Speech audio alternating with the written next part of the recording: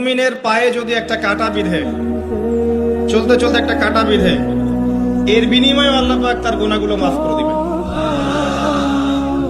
তো যে বিষয়টা বলছিলাম যে আল্লাহ রাব্বুল আলামিন সূরা আরাফের 179 নম্বর আয়াতে বলেছেন যে আমি প্রচুর জিন আর মানুষকে সৃষ্টি করেছি জাহান্নামের জন্য, যার দলিল আমরা একটা হাদিস থেকে দিলাম যে উম্মতে মুহাম্মাদি 73 দলে ভাগ হয়ে যাবে, যার 72টা দলে জাহান্নামে যাচ্ছে, একটা জান্নাতে যাবে। তার মানে সংখ্যা কম হচ্ছে। আরেকটা দলিল দিচ্ছিলাম যে আল্লাহ রাব্বুল আলামিন কুরআনুল কারীমের শব্দের অপচয় করেন না। একটা শব্দ দিয়ে তিনি একটা কওমের ইতিহাস তুলে ধরেছেন। যেমন যুলকারনাইন যাচ্ছিলেন পূর্ব দিকে, যেতে যেতে একটা কওমকে দেখলেন যে কওমের সূর্যের আলো থেকে বাঁচার মতো প্রযুক্তি জানা ছিল না, এতই মানবেতর জীবনযাপন করত। আল্লাহ পাক এই কওম সম্পর্কে বললেন কাযালিক, এরা এমনই ছিল। একটা শব্দ দিয়ে কওমের পুরো হিস্ট্রি বলা শেষ। এই কাযালিকা শব্দ দিয়ে আপনি তাফসীর দেখতে পারেন এই কওম সম্পর্কে কত কি বলা হয়েছে। সে আল্লাহ রাব্বুল আলামিন সূরাতুর রহমানের মধ্যে একই আয়াত 31 বার রিপিট করলেন বা 32 বার রিপিট করলেন। ফাবিআইয়ি আলাই রাব্বিকুমা তুকাযিবান, মানে কি, কারণটা কি? কারণ এই সূরার মধ্যে এমন কিছু আছে যেটা আল্লাহ পাক চাচ্ছেন আমরা বেশি বেশি করে বুঝি। তোমরা আল্লাহর কোন কোন নিয়ামতকে অস্বীকার করবে? আল্লাহ রাব্বুল আলামিন আমাদেরকে কৃতজ্ঞ হতে বলছেন এই সূরার মধ্যে।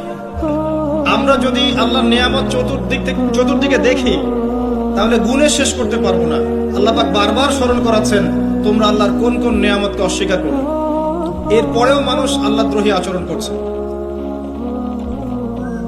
4বার এই হাদিসটা আসার মানে হচ্ছে যে আল্লাহ পাক এখানেও বোঝানোর চেষ্টা করছেন যে জাহান্নাম থেকে বাঁচার জন্য আমাদের কত সতর্ক থাকা উচিত। হাদিসটা হচ্ছে এই, কিয়ামতের মাঠে আল্লাহ রাব্বুল আলামিন আদম আলাইহিস সালামকে ডাকবেন।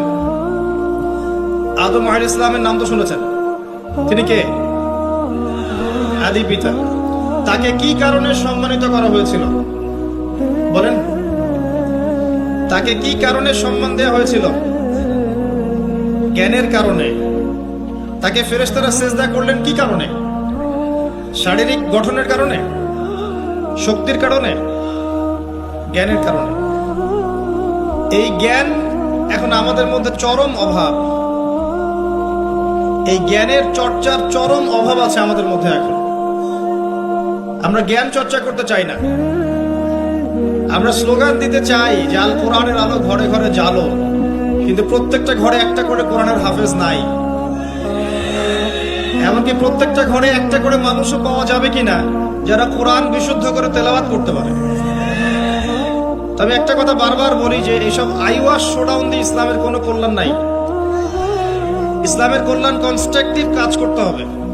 প্রথমে জ্ঞান চর্চা করতে হবে,